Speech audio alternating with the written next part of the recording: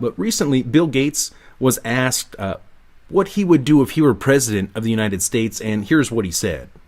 If you were in charge right now, Bill, maybe even the president of the United States, what would you do? Well, trying to denigrate Dr. Fauci probably isn't the best approach. What do you think the world would actually be like if Bill Gates were president of the United States? Well, it's such an interesting question. It's a revealing question, not because I think the response is itself interesting. I mean, he says everything that we would expect him to say there, including, follow the science and listen to Fauci and all of that. What is interesting about it is the implicit assumptions that are embedded in that question, as if, if he were president, then Bill Gates would have power. But because he's not president, he just has to sit on the sidelines and wring his hands, which is, of course, the exact opposite of reality. And I'll throw it back to one of the Gates family's mentors, David Rockefeller. Rockefeller was asked, Mr. Rockefeller, why don't you become president? He responded, I don't want to take a demotion.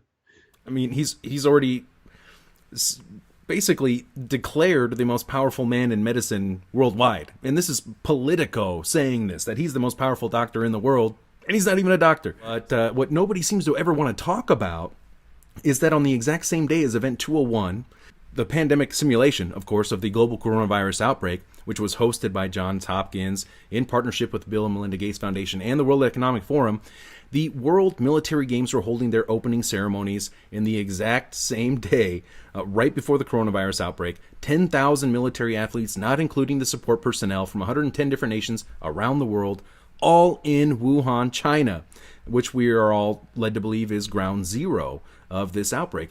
What are the chances of all of this, and what is your take on this? I have seen and laid out all of that framework, the preparation, the planning for the institution of medical martial law, which we're starting to get introduced to bit by bit. And of course, it's not going to all wheel out at once. That would be extremely ineffective and people would revolt against it. But it's a little bit at a time. It's indoctrinating people into the system, which is why I think the mask debate that is happening right now in the United States, specifically, because I'm in Japan, people here wear masks every flu season. I mean, it's not a big deal here, but it is a big political deal in the United States right now. And I think it is part of the indoctrination that's getting the public used to the idea, okay, here's an invasive, or not exactly invasive, but at least a noticeable medical sort of thing that you have to comply with. It is a compliance test, essentially, which is part of that. That's going to be an escalation that will lead to mandatory vaccination at some point down the road. And I think they're preparing the public for that. So that kind of framework and that preparation has been laid. And I talked about this 12 years ago in a podcast I did on medical martial law, which I updated this year when this all started rolling out, where I go through all of the types of planning and the documentation and the Model State Emergency Health Preparedness Act that was created back around 9/11 and that was rolled out in state after state, that has basically brought us to this point. That I can point to and I can say, look, clearly, whether spontaneous, maybe it really did come from bat soup. It doesn't actually matter insofar as the way that they have responded to it is exactly what they've been lusting after. So I think, at some point, obviously the decision was made, okay, this is the one we're going to use. We're going to jump on this. Let's go for it.